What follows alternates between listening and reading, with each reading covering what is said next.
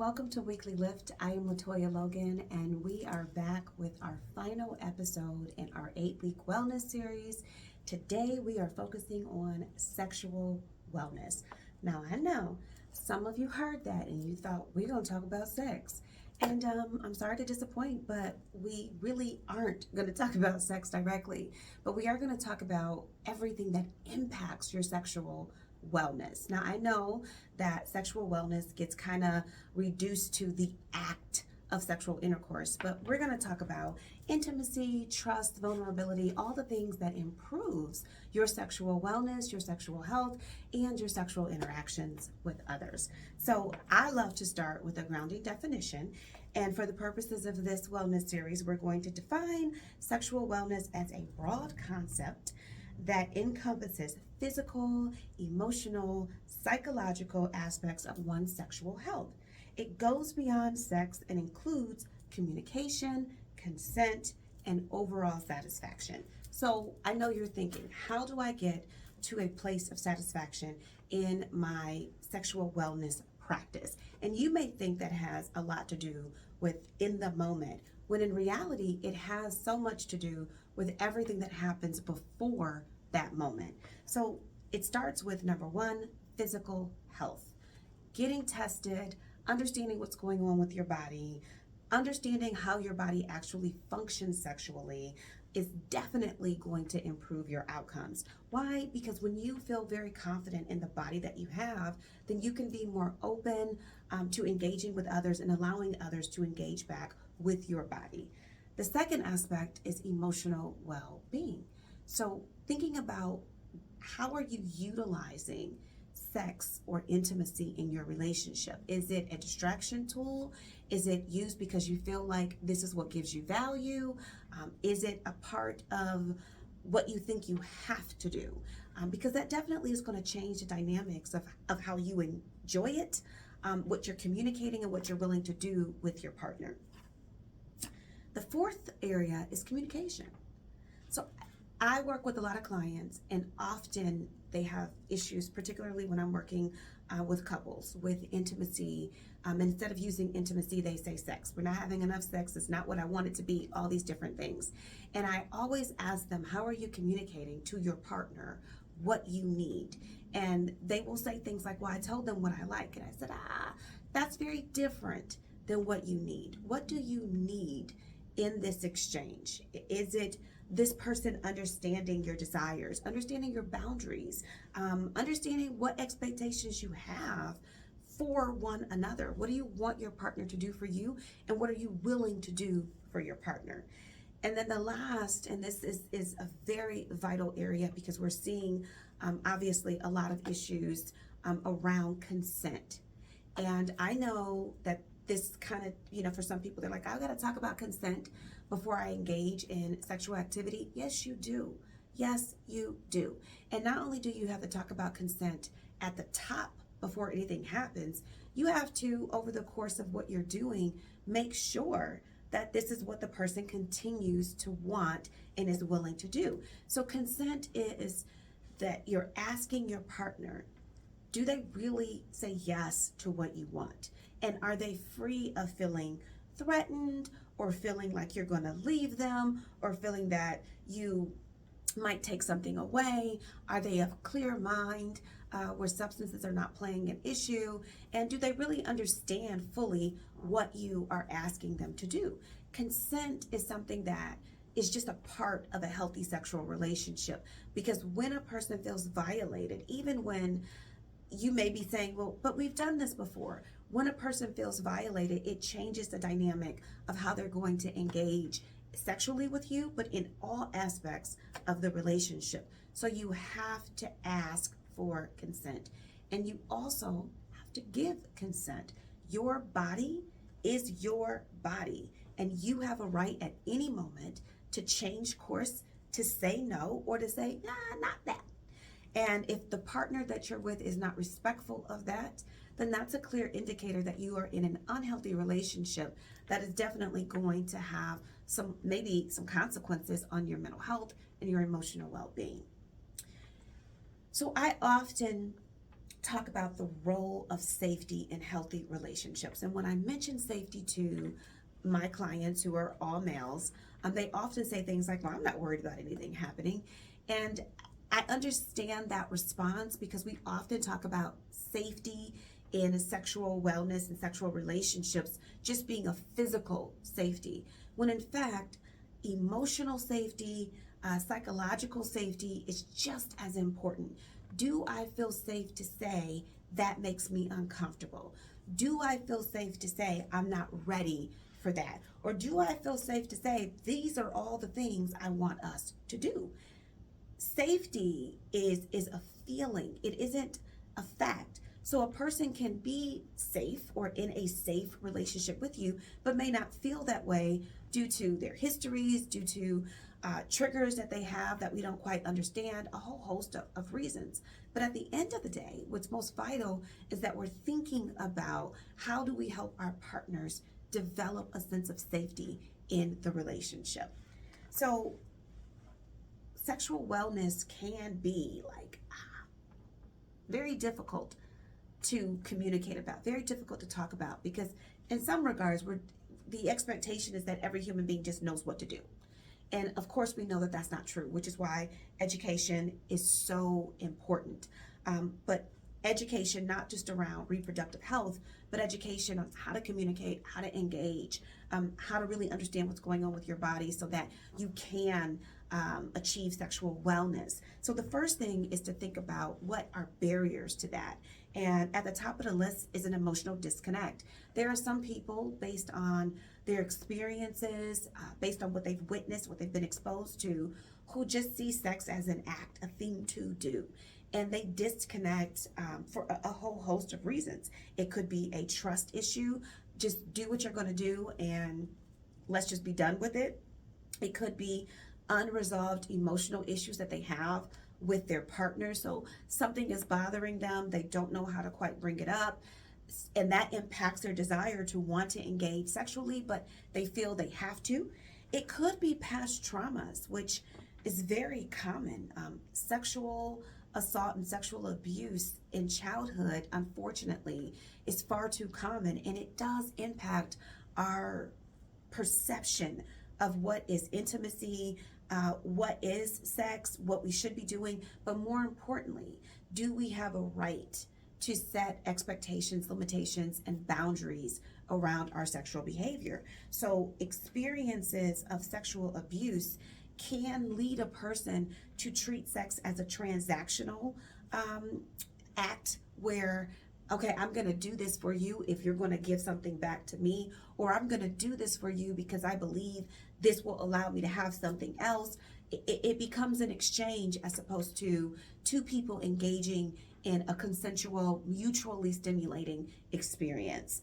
Body image concerns definitely impact sexual wellness, because if you don't like your body, then you probably are willing to allow people to violate your body or touch you in ways that you don't like because you don't really have respect for the body that you're in. You don't love it, you don't appreciate it, you don't see it as something that should be taken care of.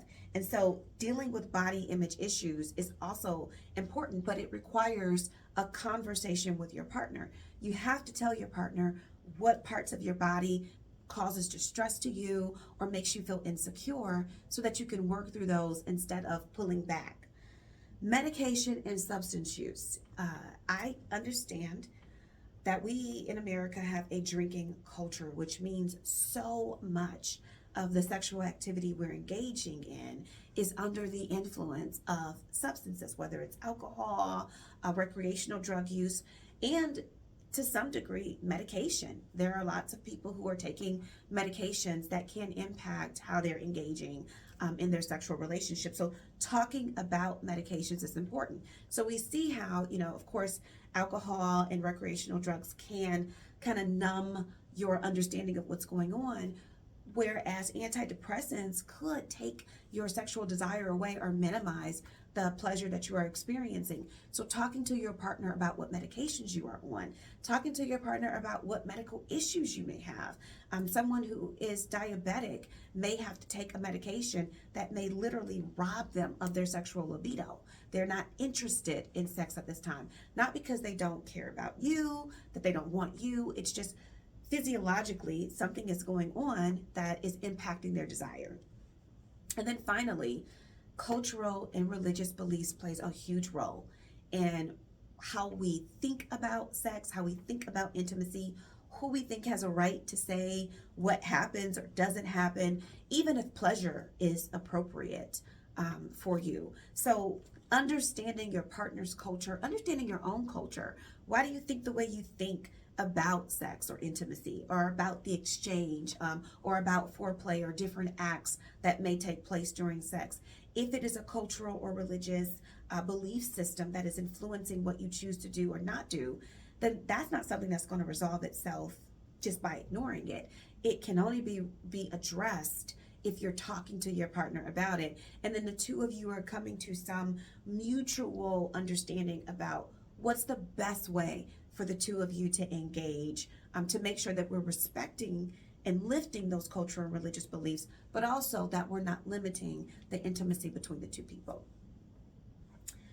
So thinking about sexual wellness outside of just it being a sex act, if you look at all the barriers we just identified that could impact the healthiest expression of sexuality, it really boils down to everything that happens before. How are you communicating? How are you loving on your body and appreciating the space that you are in? How are you allowing your culture or religious beliefs to really take place in an exchange with your partner so that there's clear understanding?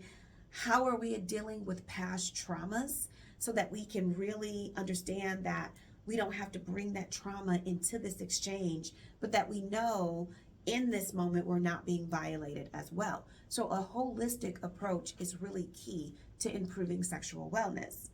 But I also want to make sure that you are consulting an actual sex therapist. They do exist, where they can help you identify if there are physiological responses. So if your body is shut down, which does happen, some people, they cannot engage in sexual activity because there is such an emotional void or a feeling of psychological harm that may result from that sex that they can't engage. So consulting a professional is definitely going to be beneficial.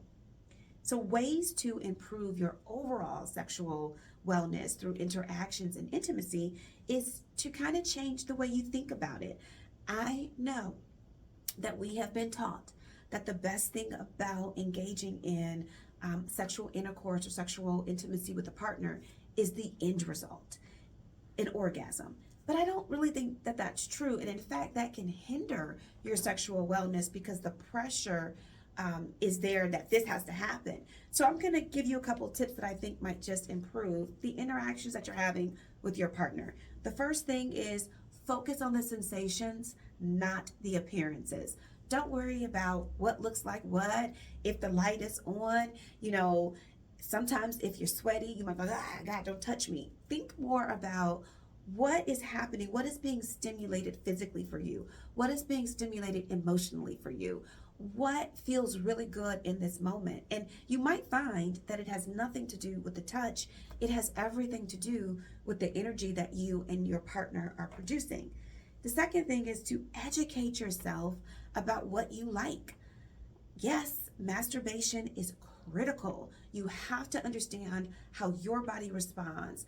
And I know, I just said that, and there's somebody who turned this off because they're like, I gotta masturbate.